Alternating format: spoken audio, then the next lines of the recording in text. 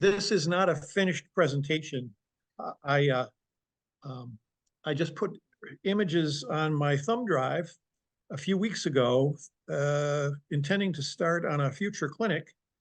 Brought the thumb drive upstairs, then had hip replacement surgery, and I can't get back downstairs to change it or alter it or get more images. Uh, Oh which no. is, yeah, so at least for probably another few weeks, this is about the most I can do in terms of showing images. But it's about kit bashing, and it's about um, uh, kit bashing structures in particular, because that's what I enjoy most. I have kit bashed some rolling stock, but uh, Kalmbach over the years has published 3 books on kit bashing. One by a guy named Robert Schleicher, who later became editor of Rail Model Journal. Some of you may remember that magazine. One was by Art Curran, um, and then the most recent one is by Tony Custer. And the Schleicher one is so long out of print that I mean, I have it and I use it, but it's not really a current resource anymore. The uh, the two approaches Art Curran would take is he was interested in taking really inexpensive plastic kits, things from Tyco or Model Power, Lifelike, and build, or Bachmann, and build really sizable structures using uh, having multiple kits, adding them on, using the kind of repetitive architecture that you see in older brick buildings. Tony Custer, by contrast, was interested in kit bashing to actually try to build a fairly accurate model following a prototype, if only as a stand-in for his layout till he could build a really accurate model. And I've used both approaches. So this is a small, very small residence in my hometown, which is going to be on my layout. And I I wanted to, I wasn't about to spend a lot of time on it. It's as you can see, a frame house, except that at the left near the living room picture window, it's not exactly brick. It's more like cut stone in the size of brick. And then you see the large overhanging roof. $1.49 set of 2 houses, very European looking, from AHM. This was early AHM when they really didn't have a lot of American stuff in their kit line. But I happened to have this, and then I discovered in looking at a box of junky structures that I actually already had it. In fact, I had purchased it already assembled by somebody else who I didn't even know. So that gave me the raw materials I needed to attempt to build that small residence. Um, the only compromise I had to make was that the European house had vertical wood siding, and the prototype had the usual horizontal, and it was probably aluminum siding at that. But it gave me the house I was looking for, and essentially it was just sitting there anyway, so I regarded it as costing me nothing. The only thing I spent money on was Tichy roofing material, because the kit had that very typical European sort of look. Um, Next door is another house that I want on my layout, because essentially right behind the photographer here are the tracks of the Chicago Northwestern. When I was a kid, this house was not painted dark brown. They must have gotten a great deal on brown paint.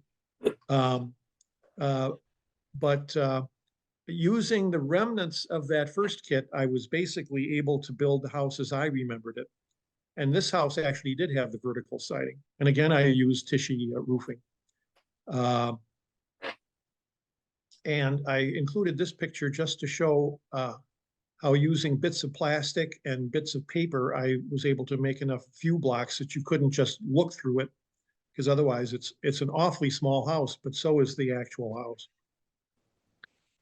This is a structure in my hometown, which was evidently rail served at one time.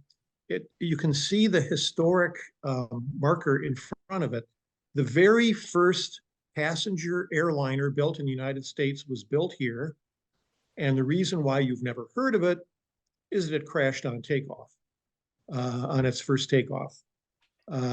And since I've taken this picture, even though this it had a historical marker and was on some sort of historical registry, the building has been torn down. But it's a distinctive brick front of a sort that you used to see a lot more of. And you can see that it's kind of a false front, actually. And the rest of the building is a more typical 1920 circa factory. And this would have been my raw materials for the front of that structure, even though it's not exact. It is close enough in general look. And you can buy it in a couple forms. AHM sold it as a machine shop, but its origin was part of the Gruesome Casket Company, which, as some of you might remember from Railroad Model Craftsman, was an E.L. Moore structure that he probably built of balsa wood for $2. These may look identical, but the one to the left, you can see that the extreme edges have been narrowed, which I think comes closer to the look I'll probably eventually want for this kit bash. And the one on the right is as it came, and as you can see, a prior owner cracked the front, so I won't be using that piece. But the sides of it also closely resemble the factory in South Milwaukee, which later became a tile factory, and then it had still another factory purpose, but it was just torn down a couple of years ago. These kits are so common at swap meets, and many times you can get them for $1 or $2. You'll see one that somebody constructed and didn't do a terribly good job at for $1. So I have a small supply of these, and it should give me everything I need to do that kit bash. The worst part of the kit is the roof, which this is how it looks if you build it according to the parts and the instructions, and it's not very plausible looking. In fact, it looks like a turtle with skylights. But this is a structure. This is a structure in DeForest, Wisconsin. It's not rail served, and it's not close to the Canadian Pacific, formerly Milwaukee Road line that goes through DeForest. But I think this is just a really interesting structure because of the beautifully curved metal roof that comes down the sides. And the cast brick or cast stone or whatever you would call it is also interesting because it's got like beveled edges on every paver or whatever you want to call it. And this also gives you a look at what the roof looks like. This is the nominal front of the building. So it's got classic metal windows and a garage door, which looks much newer than the rest of the building. This gives you a closer look at that well, it's not ash block or cinder block, but it's something like it. It's made of cement, obviously, and it also shows you how the curved roof fits in. And it's a metal door, badly rusted. Some other interesting details. I don't know if I'm going to build this or not, but if I was to build it, I think I would start with this very common kit from Pike Stuff, which again is, I see I paid $20 for that one, and I had a different purpose for it, but I've seen them for sale much cheaper at swap meets. And it's gone through a few different iterations in terms of packaging over the years. But it's in general outline similar to that structure in DeForest, except for the curved roof, and I have yet to figure out how I would do that. But otherwise, it's what I would call a close enough. That's just the front and back taken from the kit. And as happens often with Pike stuff, they also sell separately the windows and doors to this kit. So if you botch it or buy a kit that someone else assembled and they botched it, you can start afresh by buying the parts from Pike stuff. And the stone or the cinder block that they use on their kit, it doesn't have those wonderful beveled edges, but that's a little too fine a detail for me to get into.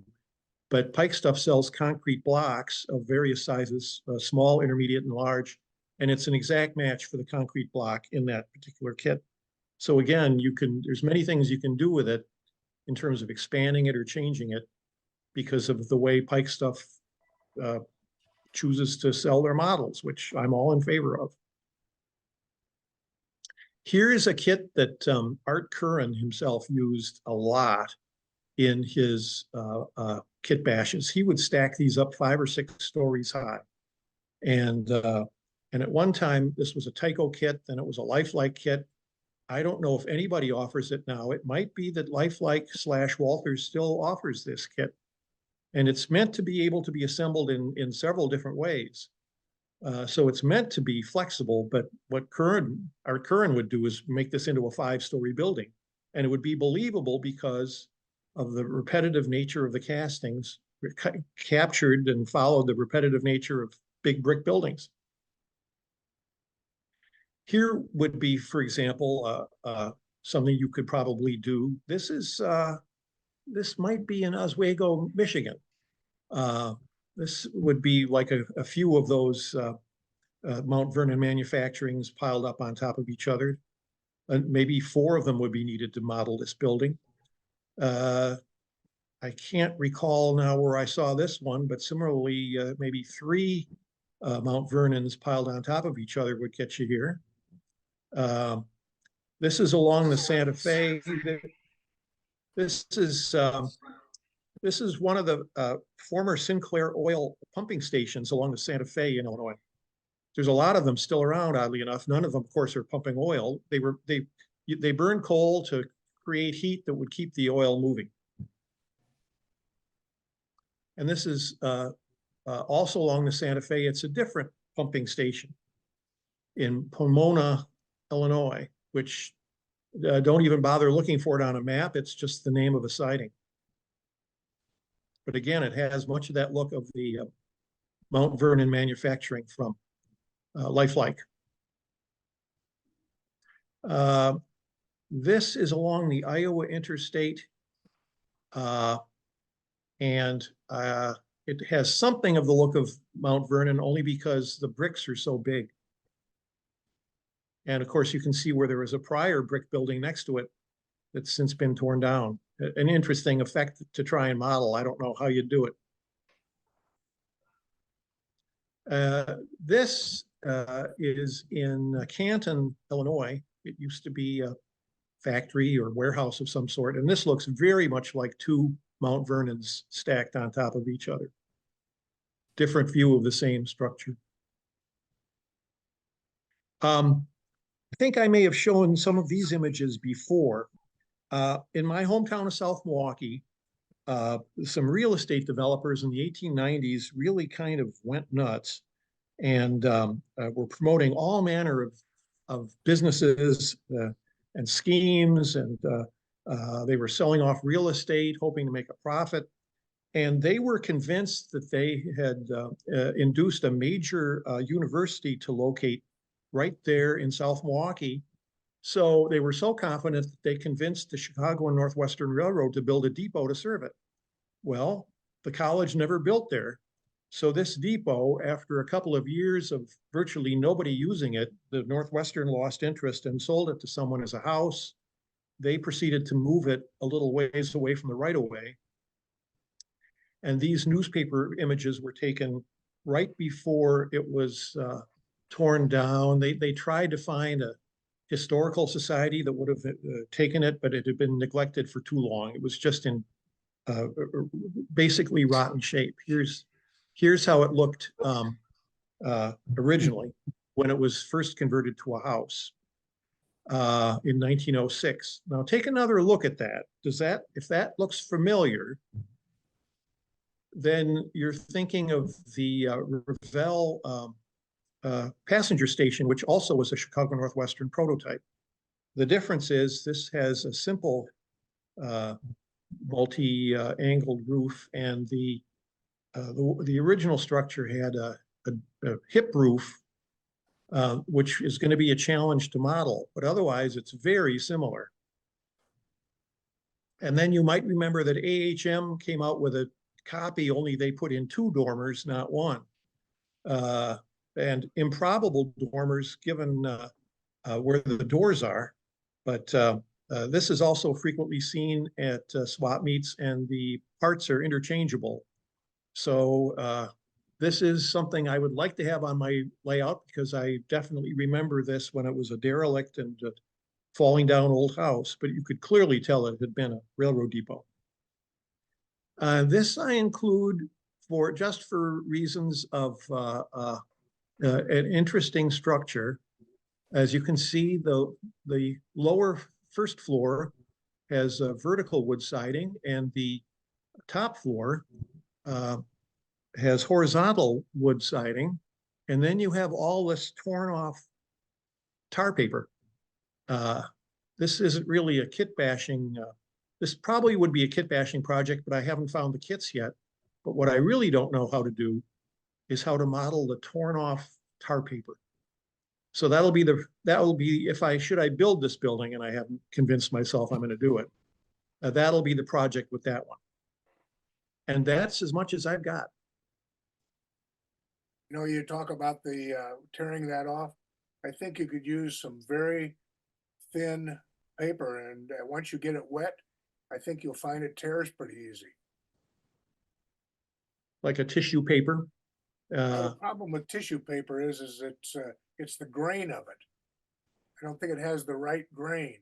Well, when I think by tissue paper, I mean the kind that you get, with a shirt, or Sure. with a present, that kind of, not a Kleenex or toilet paper. Yeah, but Use camera lens cleaning paper. Yeah. That works very well for that type of tar paper, and most tar paper on roofs. would be good. Dave, one of the things I've tried using is fax machine toner. They used to have ribbons of toner for fax machines. Are you coming to the convention in South Bend? I was, but my progress from hip replacement is going so slowly that I won't be cleared to drive by the first week of May. Okay. If you send me your address, I'll send you some of that toner paper. Oh, I got a whole roll of it, and I'll need 5 inches. I'll send you a whole pile of it. oh, that'd be great. I was going to say, on that curved roof you were thinking about, that building with the metal curved roof. Yeah. Have you considered a Quonset hut kit with that has curved edges? The the roof itself is a standard peaked roof, and it's only at the edges that it's curved like that. A Quonset, I know that I don't know if it's Rick's.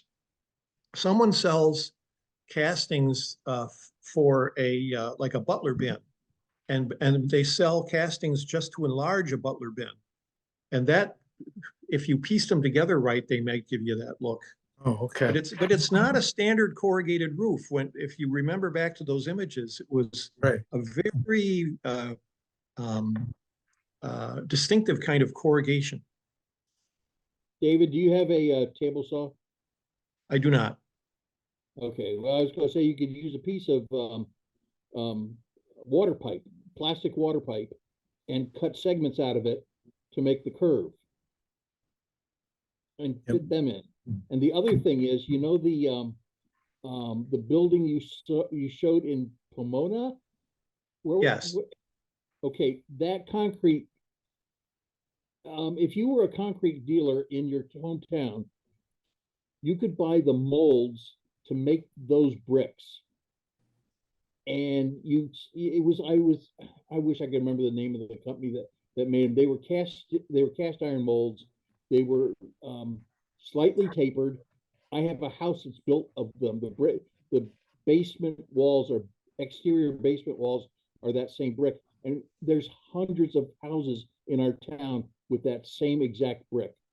You, Hmm. you can flip them around upside down, change the pattern a little bit, make them look random, but it's the same mold on all of them. Well, it's certainly those oil pumping stations have a very family look to them. They were Yeah. all built about the same time. There's an oil or was an oil pipe basically running from Kansas City all the way to Chicago. And these pumping stations had to be every few miles because the oil would start to congeal. And some of those, a fair number of those buildings still exist, and they all kind of have a family resemblance. You know what type of pumps were inside? Steam pumps. Oh, cool. Yeah. So you had a boiler and you had a fireman in there and he would And keep things moving. And as you might remember from one of those images, they also had huge holding tanks for the oil as they would heat it before they entered it back into the pipeline. Sure. It was a very elaborate process and took up a lot of real estate. Hey, Well, Dave, thanks. you'd mentioned Art Curran early on in your presentation as being like the master kit mingler. Yeah. And there are times that I pull the building that I have on my layout from him. I pull it off and go, how in the world did he do that? And I have to turn it over and look at it and see how he did various features. But I have 3 of his buildings on the layout. When Art died, a group of us went to the estate sale that his widow was running, and one guy, Mike Ziegler, who you might remember, I remember. I think he bought all the buildings that the widow was trying to sell. And they were distinctive because when you could open them up, he would have blocks in each corner, and they were actually screwed into the wooden bases that he had. A very distinctive assembly process. So at the estate sale, since Mike Ziegler bought all the buildings and I wasn't about to pay the kind of money his widow was asking for them, I did buy a bag full of parts to the Mount Vernon manufacturing that had actually been the leftovers from Art Curran. So I intend to use those in a kit bash just so I can say it's partly an Art Curran building. Very good. I think I've got the Mount Vernon building. I think he retitled it Acme Manufacturing or something. I have that one. I have his hide and seek blinds, and I have Frugal Manufacturing. Very distinctive buildings. And the Frugal one is in the book. Yeah. Is in his book. Yeah. Mm-hmm. And he Yeah, didn't have a layout. Very fortunate to have obtained them when I did. He did not have a layout. No. But I also went to Mike Ziegler's estate sale after he passed away, and I know a lot of the buildings there were farmed out to other people. So the stuff lives on. Oh, it does. So that's what I got. Next up. Nice job, David. Well, Ron, do you think you have enough time to have your discussion? Well, you never know. It might be a pretty short discussion. All right. Oh, I've I got wish that piece. I had contacted Rich because I really wanted him to do this because I think he was a guy that originally did the clinic, and I know he does a far better job than I do. So anyhow, we'll fiddle with this just a little bit. Let's see here. I got to do a share. I wonder if I can do 2 of them. No, I can't. Okay. Well, you'll have to look at it. Oh, you do see both of them. See, there's 2 pictures here. They're both the same thing. They're the megawatts transformer company. And on the right, the area where the track ends probably needs some kind of overhead crane in order to take off transformers. But I put the other picture in I have no idea who made this, who made the original kit. So the way Rich would have done that, he would have divided us up in some groups, and then we would have talked about what would the railroad bring in and what would the railroad take out to a company like this. So I guess at that point, we'll see if anybody's got any ideas. I'll take some notes if there is any conversation. Wire. I guess we all ought to say what kind of a car it would be. Boxcar. Transformers, I mean, it depends on the size. Usually you see those on depressed center flat cars, the really big ones. And probably 10 cars of PCBs to fill them up. And the rest can go Too in that small a nearby. building to have very large transformers. Well, yeah, but who has a full size anything? You know, we could say these are the small ones, transformers like you see behind your house. A company like that might make those that small. Yeah. In There which was a- case they'd be crated? You'd assume they'd be shipped while crated? Well, that requires lumber, doesn't it?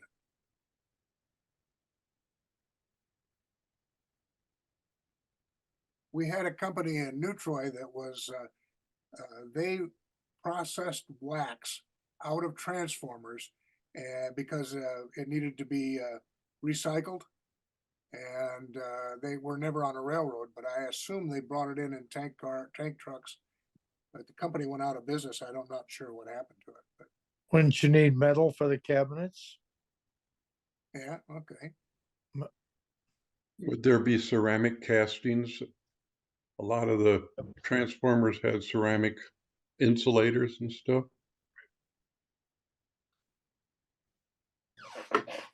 You know, the metal, instead of bringing it in metal, would they bring it in from a company that might already have built the, you know, I mean, they're not going to bring in a sheet of metal and bed it in there. They would already buy it already bent.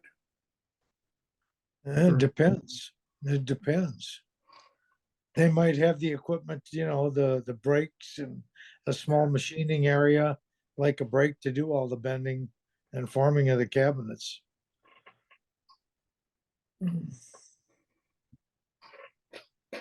That probably come in by boxcar too.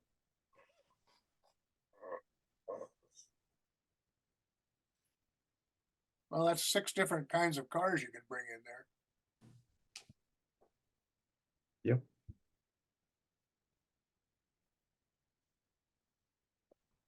I don't So have it. that recycled wax, I Yes. mean, they'd remove wax from old transformers? Is that what they did? Apparently that's what they did. I thought transformers had that oil type stuff in it, but apparently Yep. some of them might have had wax in them. I've And taken them apart with wax, yep. Kind of a brownish or yellowish brown wax type when you take them apart, older ones. and then they recycled it and made it into those wax lips you used to be able to get for Halloween candy. Maybe that's why it went out of business. The government shut it down. I think there's enough room there for a traveling crane or even a permanent crane, you know, something that you, well, nothing Well, else. if it was shipped by crates, would you need a crane or a platform with a truck, with a forklift? Forklift. Would that depend on how big a transformers this company would make? You know, if they're Mm. gonna make small ones like behind your house, you don't need an overhead crane. No. Load them in boxcars. Yeah, I mean, up to Well- a certain weight, you'd use a forklift for the most part, but if it's a small building, may only be doing small transformers. So, may not need an overhead crane. Yeah, I would Okay, think, guys, the most common type of wax used for oil immersed transformer manufacturing is paraffin wax. Paraffin wax is a solid, white, and odorless wax that is derived from petroleum. It is a good insulator and has a high melting point, which makes it ideal for use in transformers. Hmm. So there you go. Paraffin, the same stuff as old fashioned candles. Well, the white candles you get are made of paraffin. The old candles were beeswax that are lightly brown. Hmm. Right. Paraffin burns up, it doesn't leave drips on the candle. Mhm. Great for sliding doors, Yeah. tracks. You've got smoke coming out the chimney. What's the fuel source for the building? Maybe it's Air- water vapor. Well, I suspect it's not coal, but then Oh, that's a good point. There was another one they'd bring in, unless it was, gas, natural gas, but Sure. there is a little tank on top of this thing, but I think that's out of the picture. Can you see it up here? And I'm not sure what it Yeah. says. Yeah, those are usually water tanks. yep, usually water. Yeah, in case we have a fire. Right. Well, have we, beat that around enough?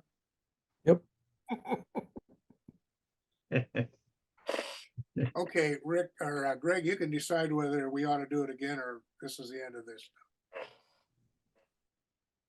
Yeah, you want to do another one? Sure. See what else? Are you sure?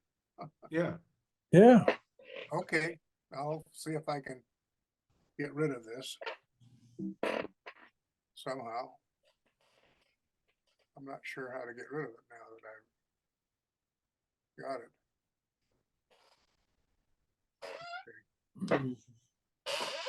Let me bring up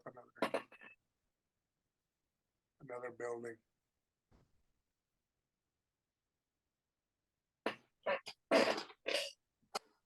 This one is kind of interesting. It's known as the unknown building Mhm.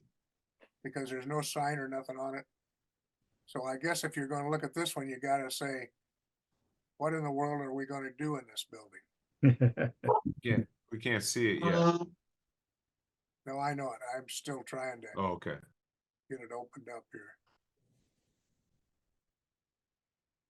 Now that I've got it open, I'll try to share it.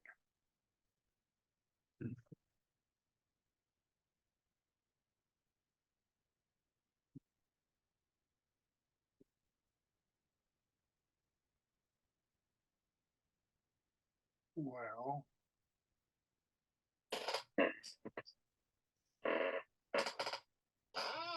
Is that better? Yes. I guess the question in this is, what would we do here? Well, that cyclone would suggest some kind of woodworking. I agree. Yep, Yeah, dust that's collection. what I was thinking. Woodworking process right away, sawdust removal. Yeah, chairs and tables, Furniture, exactly. furniture, right, right. It looks like little stacks of lumber in the shed in the lower center. Mhm. Yep. Yeah, definitely. Interesting, the lumber is stacked like it was drying, isn't it, as opposed to what you see in a lumber yard. Yep. Yeah. Anderson Windows used to do that.